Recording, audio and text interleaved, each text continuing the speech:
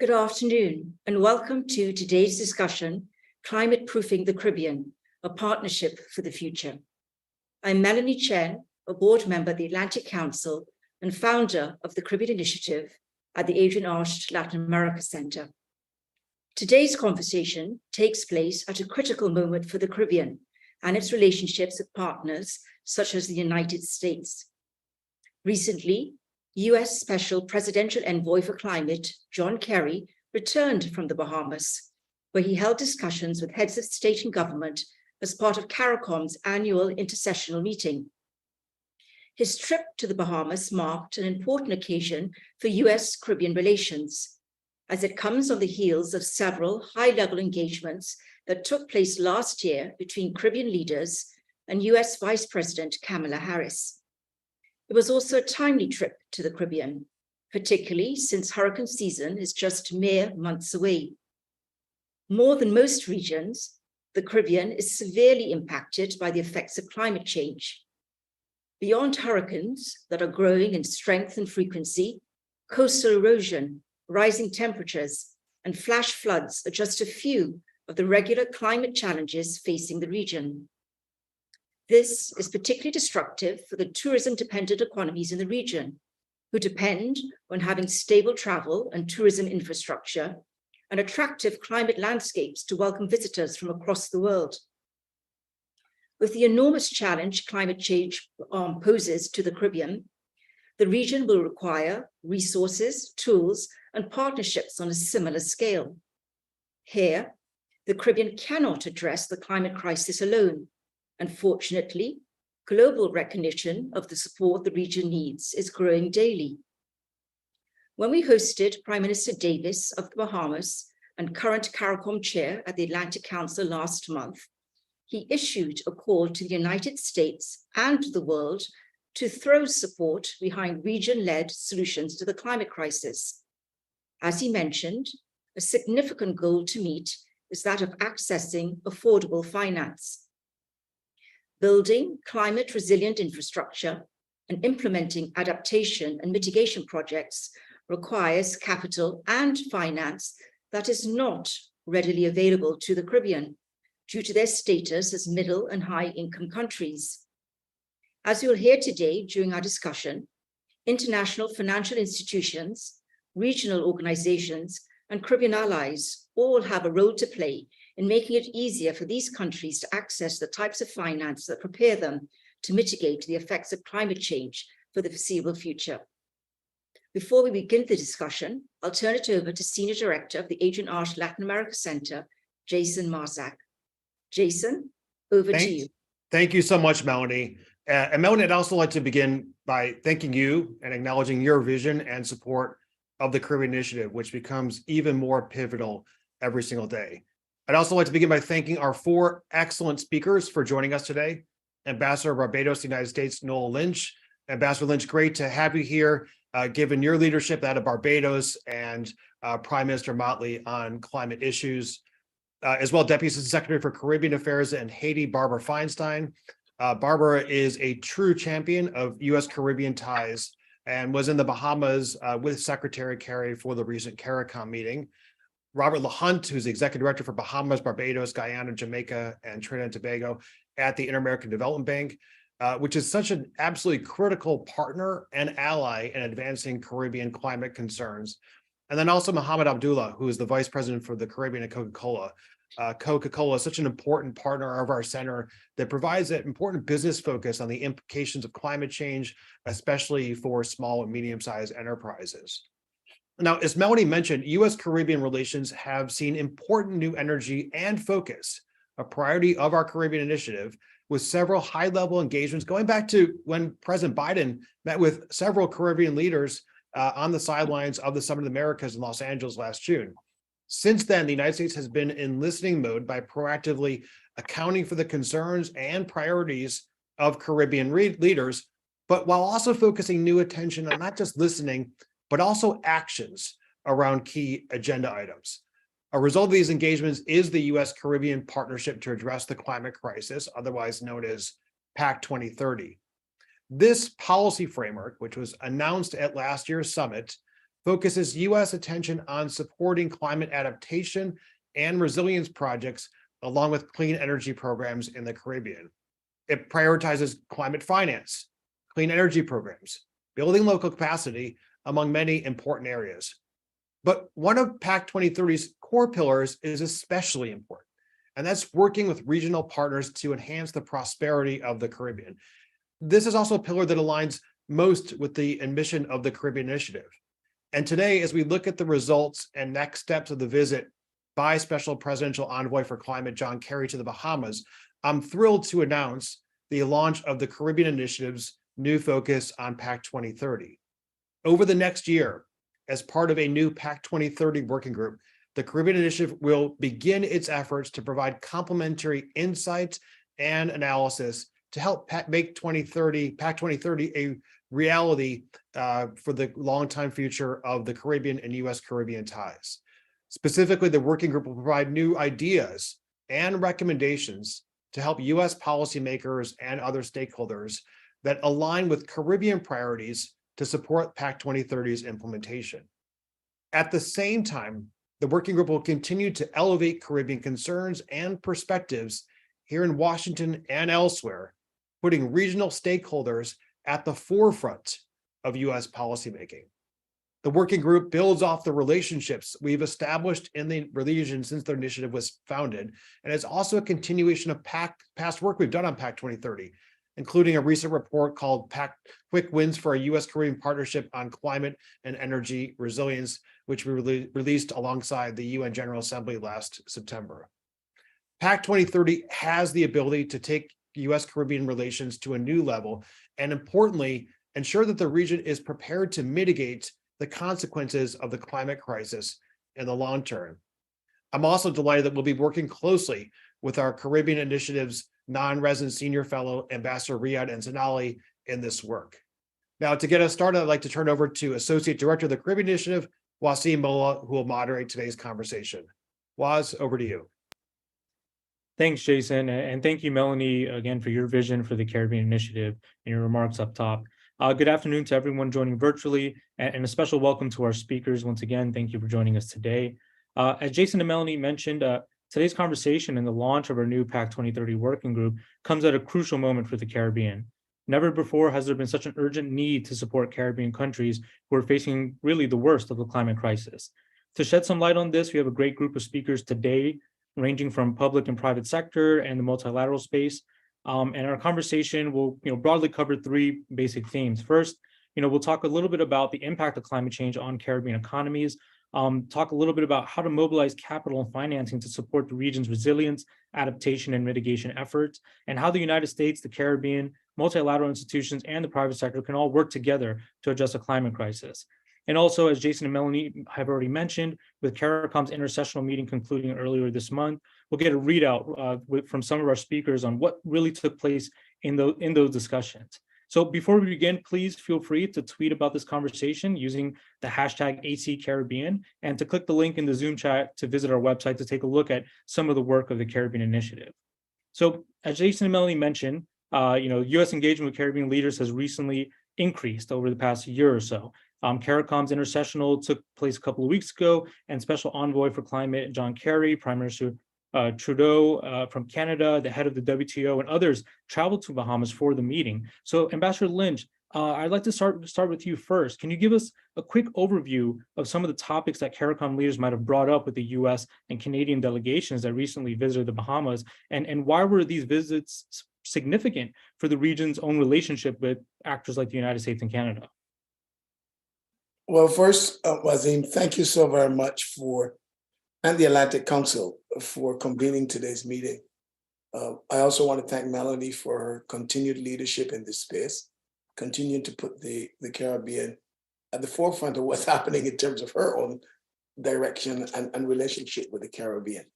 The meeting, as usual, in the Bahamas, focused on the traditional areas of development that we always focus on for the Caribbean. Clearly, the issues of health and education and infrastructure, those elements, and the economies, obviously. The more important thing, however, was the continued strengthening of the CARICOM community and the issues related to how do we really advance the single market and possibly the single economy? Those obviously dominate every gathering of this type. But this year, there were some other things that really came to the fore. One of the more important topics was the discussion focused primarily on Haiti. The situation in Haiti in that country is beyond grave at this point. 200 gangs have taken over 60% of Port-au-Prince. Urgent action is necessary to curb this crisis, because I believe that the Haitians are suffering more than we've ever seen them suffer during this period. Clearly, there was a focus on climate. The presidential envoy, President Biden's special envoy for climate, John Kerry, he was there, and he wants to expand the existing carbon credit system that there is into a global system. He also gave us very high marks and is backing the Bridgetown Initiative, which we will speak on further in this conversation. Prime Minister Trudeau, he was very keen to work with CARICOM on the climate initiatives. He also spoke a lot about the security issues that we're facing. And the issue of security, the issues of gun violence, drugs, and human trafficking, which is fueling an upsurge in crime and violence in the region, came under their scrutiny as well. None of us, as the Prime Minister Davis, who is chairing the CARICOM community, said, none of us will develop sustainably or securely if we leave our neighbors behind. And therefore, that is why the issue of Haiti again was talked about.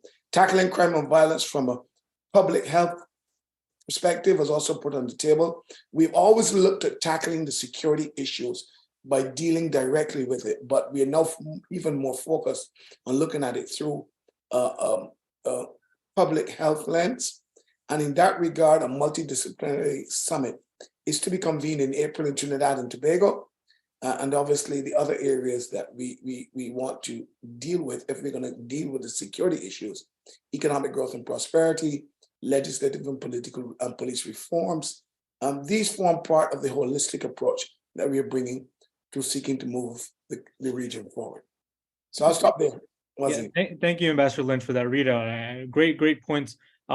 Touching on from Haiti to climate to crime to strengthening, the economies and integration of the economies, a very important point. That's Feinstein. You were there in the Bahamas, and you would have gotten a firsthand look at some of these discussions. Can you give us what are some of the takeaways that you take from the meetings there, and then as a follow up, how does this set the tone for future collaboration, from the U.S. side with CARICOM and its other partners? Thanks, Wazim. And let me also extend on behalf of the State Department our thanks to Melanie, to Jason, to Wazim for the tremendous initiative and focus on the Caribbean and always bringing it to the fore. In terms of what was achieved coming out of the intercessional, so as you mentioned, I was privileged to be part of the delegation. It was led by Assistant Secretary Brian Nichols, the Western Hemisphere Affairs Assistant Secretary, and also included, importantly, Special Presidential Envoy for Climate, John Kerry, also included Special Presidential Advisor Chris Dodd, and various other senior officials from the US government.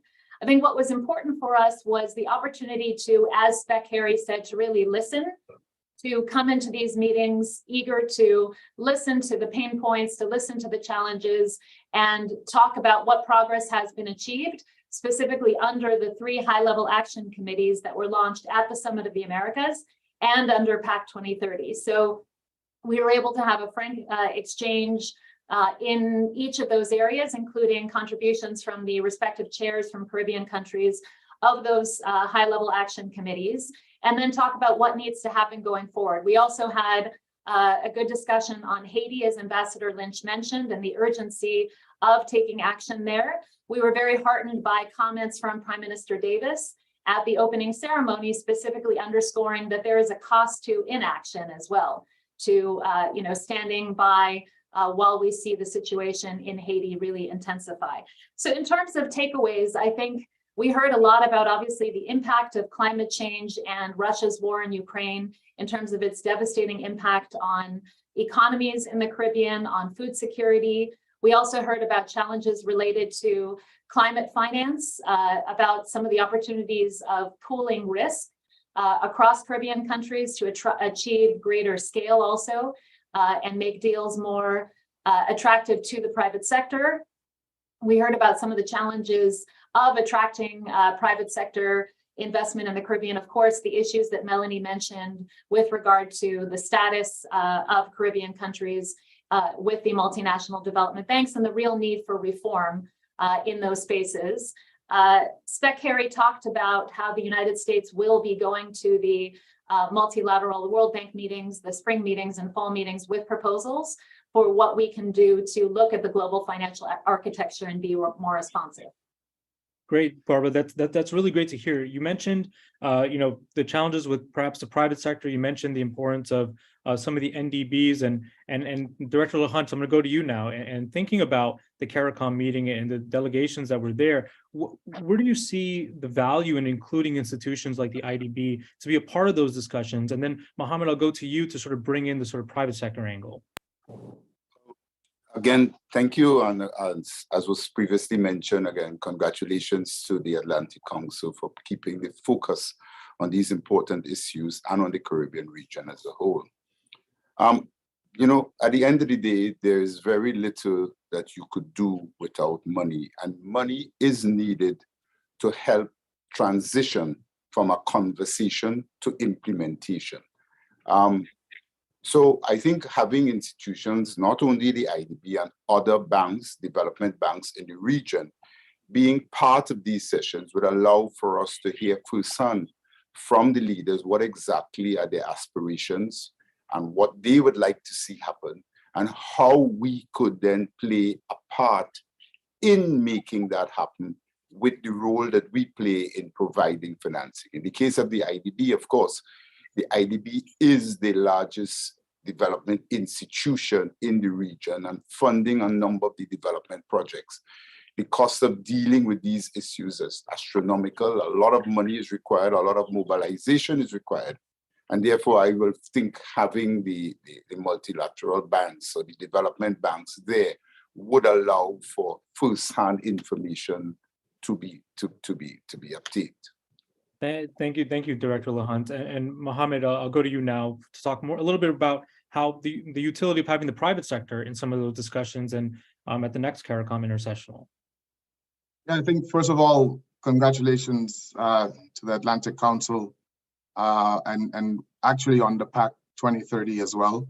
I think the focus on the Caribbean is something to be applauded, and that this is in fact a complex issue that requires as much inclusion and as many people coming to the table as possible. So that is in fact the angle that I would speak on. I believe that the inclusion of the private sector is something that we're seeing globally for many complex issues. We know the value of having a 360-degree perspective, but I would argue that in the case of the Caribbean, things are an additional level of complexity applies.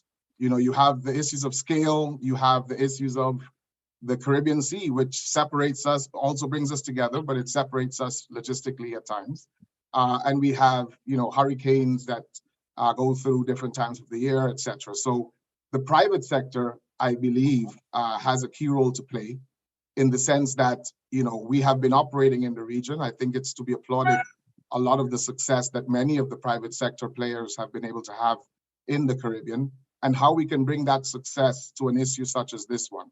I also believe that when you look at the private sector, and I speak also to the case of Coca-Cola, out of our office, we manage 22 countries in the Caribbean region. We already begin with a perspective that has an overall view of how do we holistically come to solution, and how do we go to the details that help us to get to those solutions in a sustainable way. Because as we've said, there is a significant amount of investment that happens that is required to go into this. And we want to make sure that we have sustainable solutions coming across the region. And then finally, I would contend that multinational companies such as ourselves can perhaps bring to bear some of the experiences that we have across the world. I do believe that there are no copy-paste solutions that we can necessarily apply to the Caribbean. It's still going to require that Caribbean genius, And this sort of forum brings that genius to the table and hopefully gets us to those solutions quicker. Thank you, Mohammed, and thank you, Director Lahan. Both really unique perspectives, and I think I like this 360 view, the making it an inclusive process, so everybody's at the same table, looking for a very common solution. Ambassador Lynch, you talked a little bit about climate change being at the forefront of some of the conversations in the Bahamas, and I want to get from your perspective, how does climate change, how do the effects of climate change really affect the future economic trajectory of the Caribbean? And what are some of the very specific sectors that are severely impacted? And then Director Lahunt, I'll go to you with the same question afterwards. Well, I think obviously, clearly, the issues of the effects of climate change and having to react to the climate crisis has obviously made small developing island states like ours that in great measure have financed the traditional pillars of the socioeconomic development from the NDBs to now look for additional sources of financing to fund these areas. Resources that were once allocated to the traditional pillars of development, health, education, transportation, infrastructure, have now been crowded out by the fact that we've got to look for new money or other money to be able to finance the issues that climate has caused. One of the unique situations that we've been put in is that last year, or the last couple of years, we were put into a situation where we not only had to look for additional monies for climate, but for COVID as well, for the COVID crisis. And therefore, what has happened is a lot of the monies that we would have traditionally gotten from the international financial institutions has now had to be directed towards dealing with issues of crises, dealing with the climate crisis, dealing with the issues of COVID. And therefore, that in itself is going to create a lag in terms of how we deal with other issues that are so fundamentally important to how we live and how we exist every day. And therefore, there is the one of the things that we think is really happening that is good is, for example, the IDB has recently been approved to hold the special drawing rights, the SDRs, the IMF money.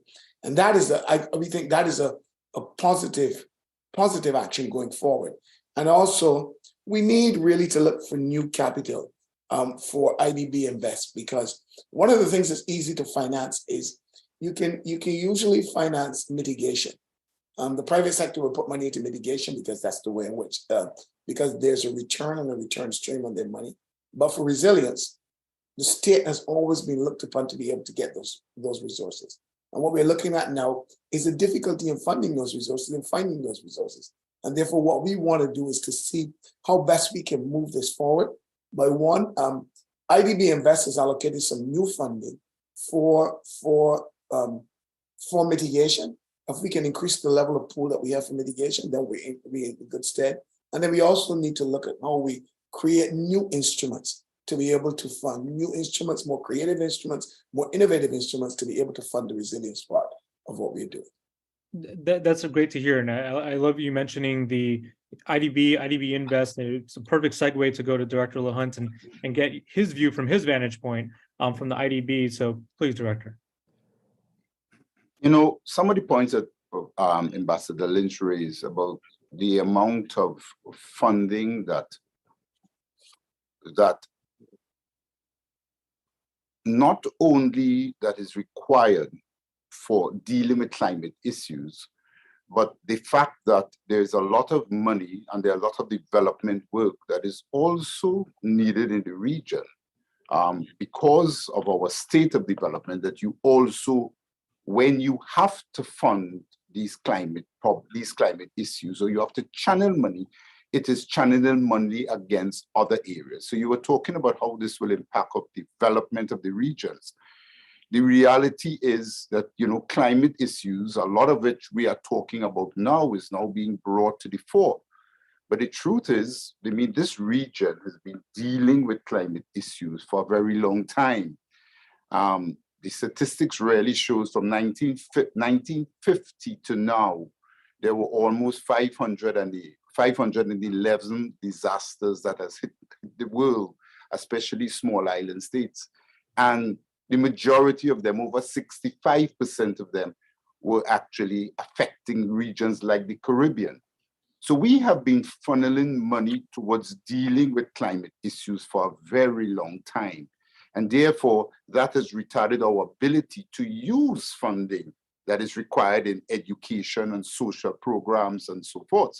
I mean, we have heard, there's a particular prime minister, I heard a story of him speaking to the fact that, you know, he borrowed money to take and rebuild the infrastructure and build a particular bridge, only to see it wiped out by hurricanes and only have to borrow another set of money to rebuild that particular bridge. So that has been the reality of the governments of the region. It has been that we've been dealing with this issue for a very long time, and this issue is estimated as being costing us approximately 1% of our GDP annually. As for the sectors that are going to be affected, again, it's multifaceted, it's straight across the board, because we think about climate and we think about only, well, you know, the weather and the temperature and so forth. But a recent study by the ILO, for example, they estimated, well, not only in the Caribbean, but for the whole region, just the change in temperatures will affect the productivity issues in the region. And that will have a loss of about 2.5 million jobs within the region. And a lot of those jobs are going to be along the street vendors and a lot of at that particular low level jobs. So the impact on development of climate issues, as I said, it spreads across from tourism to agriculture to healthcare to education, because it also siphons money away that is required to help those particular areas develop. And as I said, it also has a direct impact into affecting areas like productivity together with a number of areas. There's a lot of funding that is required for both adaptive and mitigative measures, as Ambassador Lynch was speaking. And again, when money is put into those particular areas, it retards our development in other areas. You know, hear from you and from Ambassador Lynch, hearing the financing needs, the amount of funding that's needed there, and that's fine. So I want to go to you and ask you a two-part question. I mean, first is, you know, how is the U.S. government, you know, what are some of the policies coming out of the U.S. government that are going to help sort of address climate change, and also how do you envision the U.S. government is going to work with some of the international financial institutions to help make some of this needed financing available to Caribbean countries? Thanks, Wasim. So a few points on that front. First and foremost, and this was a point that Spec Harry made repeatedly, in terms of our own responsibility as the United States with regard to emissions, the actual signature and enactment of the Inflation Reduction Act was one of the most significant pieces of legislation with regard to the United States doing its part to reduce emissions and fundamentally address the issue of climate change. And of course, calling on other major climate emitters through the world to own up to the issues and make their own commitments. Specifically with regard to assistance and climate financing, also wanted to reflect on the fact that one other member of our delegation, the president of the Export-Import Bank, Rita Jo Lewis, was there also to understand what the particular challenges are for finance and access to finance in the Caribbean, had a chance to meet with several of the delegations. Of course, as you know, there is already an MOU with Guyana related to increasing access to finance for small and medium-sized enterprises to engage in Guyana, and looking to see what can be done along those lines in other Caribbean countries. More broadly, with regard to engagement with the international financial institutions, there are several commitments that we've already made publicly and that we are following through on under the umbrella of PAC 2030, which includes working with the NDBs to expand the use of deferment clauses in lending, to grant temporary access for graduated countries experiencing several external shocks, temporary concessional access, I should say, improving access to concessional resources following climate-related disasters, and expanding blended financing for Caribbean nations. And of course, as Ambassador Lynch also mentioned, we are also advocating for an expansion in IDB Invest. So those are some of the things that we're working with the multilateral financial institutions. In addition, in January, USAID's Administrator Samantha Power announced a new investment to create or helps Barbados set up the new Blue-Green Investment Corporation. And when that is established, we understand it to be the first green bank in the Caribbean to finance climate change mitigation and adaptation, including resilient housing, renewable energy, green transportation, and water conservation. So this is just one of several different initiatives. I will also see if I can put in the chat through this discussion a couple of fact sheets. If not, maybe you can distribute them that illustrate some of the very specific things we're doing under PAC 2030 and our broader US Caribbean engagement. Because as Vice President Harris has told us, it's important to make commitments, but even more important than that is to follow through with actual action. So happy to share those with you. Absolutely, and thank you so much, As Feinstein, for your willingness to share that. Mohammed, I'm going to go to you really quickly to talk a little bit about how some of the more investment and commercial opportunities in the region are affected by the climate crisis, and then staying on this trend of talking a little bit about financing. Would love to hear more from Ambassador Lynch about the Bridgetown initiative that Prime Minister Motley, who has been a champion of climate issues globally, has really been leading. But I'll start with you, Mohammed. Yeah, sure. I think, and we spoke a bit about this a couple of minutes ago, but the impact on business coming out of climate change, it's undeniable. We've had cases in the Caribbean where, the interruption to the business is significant as a result of some of the events that we're seeing and we're witnessing in many of our countries. So we are concerned. We want to be part of the solution, but we are definitely concerned about the effects of climate change and how that risk really translates to the environment. And that goes all the way from our employees down to the customers, down to the final consumer. They're all interrupted in some way or another now with a lot of the events that we know are happening within the Caribbean. I specifically remember Honorable Prime Minister Motley mentioning about the impact of each event, call it a hurricane, for example, going up to as much as 5% of the impact on the GDP of some of our countries. That definitely has a tangible implication on business. And for us, sustainability is equal to business and business is equal to sustainability. So we are definitely concerned and focused on that.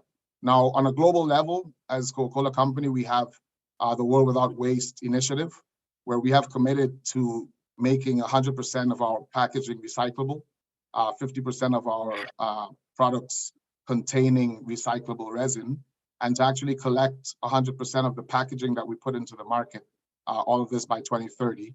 And again, as I said before, the complexities of the region require us to find well-studied solutions, sustainable solutions, in order to guarantee not only the sustainability side of things, but also the business side of things.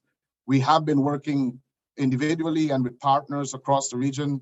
We're working with the ocean cleanup in Dominican Republic and Jamaica. We have recycled resin in many of our markets. We have returnable packages as well, which we believe helps. But again, the impact on business is directly associated to how well we take on this challenge of sustainability in the region. Yeah, thank you, Marvin. That makes the financing, climate resilient projects, mitigation, adaptation efforts that much more important. And like I mentioned earlier, the Bridgetown initiative is being seen as a potential solution. So Ambassador Lynch, would really love to get your thoughts there and talk a little bit about the Bridgetown initiative. Well, first of all, let me just say upfront that this Bridgetown initiative, we believe that it's a very practical initiative. It's very practical and it can work. What we need to do, though, let me preface my remarks by this, is really to stop the finger pointing within the whole scheme of climate change. Climate change impacts us all. And that's the first thing that we must have a realization in. Now we can say this, the statistics show Northern climates, GDPs, they're actually increasing. While half of our increased debt is owed to the climate crisis. And the Bridgetown initiative fundamentally must be placed within the political frame, first and foremost. But the fact is that the Bridgetown initiative focuses on scale. As I said previously, it's easy maybe to get money for mitigation, but for resilience purposes, that money that has traditionally come from the international financial institutions is difficult to come by. And therefore, what the Bridgetown initiative focused on first and foremost is scale. scale for funding for the climate crisis. It is estimated that developing countries need as much as $2 trillion a year in financing for climate. And the Bridgetown proposes a way to get us really close to that figure. Now, Bridgetown is fundamentally a financing system to get trillions of dollars without governments having to write a check every year. Now, no government, particularly no government that doesn't have a direct relationship or a specific relationship with small developing countries, is elected to do this. And therefore, this is new money that we're looking for. New money that is out there, the SDRs, for example, new money that's out there that we can get to deal with the issues. There's also the issues of for example, new taxation, taxing the fossil fuel companies, possibly methane producers. But we must get additional dollars if we're ever to tackle very seriously and efficiently the issues of climate change. And then the other issue about Bridgetown is building a global coalition. The world doesn't owe us anything. We're coming to that conclusion. We've come to that conclusion for a long time, but loss and damage funding is important. And therefore, what Bridgetown does is Bridgetown creates a world that is more shock absorbing, a means of better being prepared for natural disasters, natural disaster clauses in our new debt instruments. And there is for example, the IMF the rapid credit facility that needs expanding.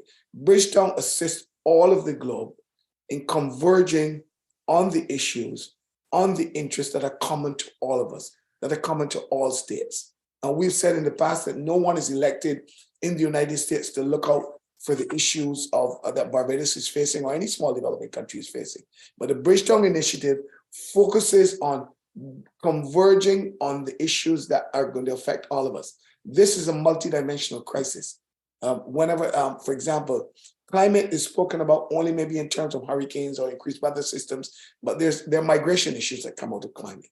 And therefore, climate must be seen as multidimensional, and the focus must be on a multidimensional solution to deal with some of the issues within climate. And we believe that Bridgetown is one of those tools that can assist us in getting there.